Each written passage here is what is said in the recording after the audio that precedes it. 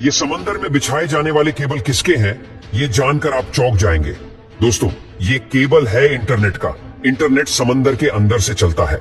जी हाँ, यकीन नहीं हो रहा है ना, लेकिन ये सच्चाई है। इंटरनेट समंदर के अंदर से ही चलता है। कैसे चलता है, चलिए जानते हैं आज की इस वीडियो में। अगर आपको यकीन नहीं हो रहा कि समंदर के अंदर से इंटरनेट चला है, तो आप दुनिया के 95% लोगों के साथ हैं। उन्हें भी यकीन नहीं हुआ था जब उन्हें पता चला था कि समंदर के अंदर इंटरनेट चलता है। अब आप कहेंगे कि इंटरनेट तो सैटेलाइट और मोबाइल टावर की मदद से चलता है।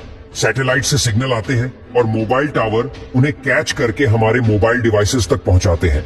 लेकिन जनाब, ये पूरी तरीके से सच नहीं है, क्योंकि दुनिया का 90% इंटरनेट समुद्र के नीचे बिछाए गए तारों के माध्यम से चलता है। दोस्तों, यहाँ हमें एक डायग्राम दिखा रहे हैं जिसमें आपको समुद्र तट पर केबल स्टेशन नजर आएगा और उससे होकर जाती हुई एक लाइन दिखाई दे रही होगी, जो कि है एक सी केबल, या जिसे सबमरीन केबल भी कहा जाता है। यही वो माध्यम है जिससे इंटरनेट चलता है और ये पूरी दुनिया में बिछा हुआ है और समुद्र की सतह से हजारों मीटर की गहराई में इन्हें बिछाया जाता है। इस केबल में हर थोड़ी दूरी पर रिपीटर या एम्पलीफायर लगाए जाते हैं ताकि इंटरनेट सही तरीके से काम कर सके।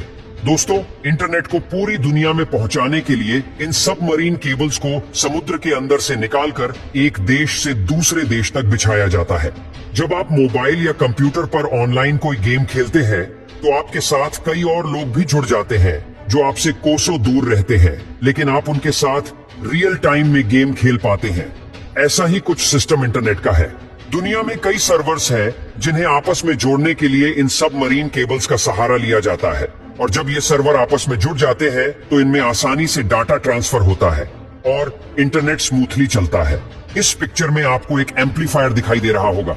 इनको इसलिए लगाया जाता है जिससे सिग्नल की स्ट्रेंथ कम ना हो। यह समय समय पर सिग्नल को एम्पलीफायर करके उसे आगे जाने में मदद करते हैं। इन सबमरीन केबल्स को शिप की मदद से समुद्र में बिछाया जाता है, लेकिन यह केवल वन टाइम इन्वेस्टमेंट होता है जो बहुत ज्यादा होता है और इसका मेंटेनेंस भी बहुत कॉस्टली होता है। अब दोस्तों, समुद्र में केबल की सुरक्षा के लिहाज से इस केबल को कभी अकेले नहीं बिछाया जाता, बल्कि इसे 2-3 के ग्रुप में बिछाया जाता है। समुद्र में कभी कोई हादसा हो सकता है। मान लीजिए सुनामी आ जाए, या फिर वायर टूट जाए, या शार्क जैसे जीव भी कई बार इनको नुकसान पहुंचाते हैं। ऐसे में इन्हें रिपेयर करना बहुत मुश्किल होता है और इसमें काफी टाइम भी लगता है। तब तक इसकी जो सेकेंडरी केबल है वो इंटरनेट के सिग्नल को भेजने में मदद करती है। अब आप सोच रहे होंगे कि यह काम आखिर किया कैसे जाता है। तो देखिए, शिप में क्रेन की मदद से वायर को समुद्र में डाला जाता है और फिर एक मशीन को समुद्र में डाला जाता है जो सही जगह पर एम्पलीफायर को सेट करती है। क्योंकि दोस्तों, समुद्र में कई जगह गहराई बहुत ज्यादा होती है, वहाँ गोताखोरों का जाना भी सुरक्षित नहीं होता, इसीलिए यह पूरा काम मशीनों से लिया जाता है और ये वायर पूरी तरीके से चेक भी करते हैं। चलिए अब आपको वायर्स के बारे में बताते हैं। देखिए, ये वायर ओपन है। इसमें आपको कई सारे वायर दिखाई देंगे। ये फाइबर वायर है। इसके ऊपर पहले रबर की कोटिंग है, फिर इसके ऊपर स्टील की कोटिंग है। इसके ऊपर काफी सारी कोटिंग्स की जाती है क्योंकि ये वायर को सुरक्षा और स्ट्रेंथ देते हैं।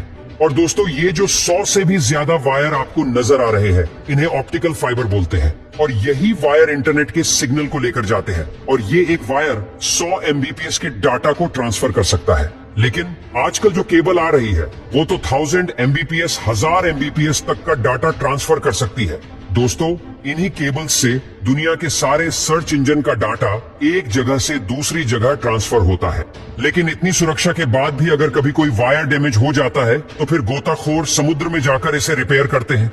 आपको बता दें कि ये एक वायर लगभग 25 साल तक काम कर सकता है और इसीलिए इतने समय तक समुद्र के अंदर रहने पर इसमें काई वगैरह जम जाती है।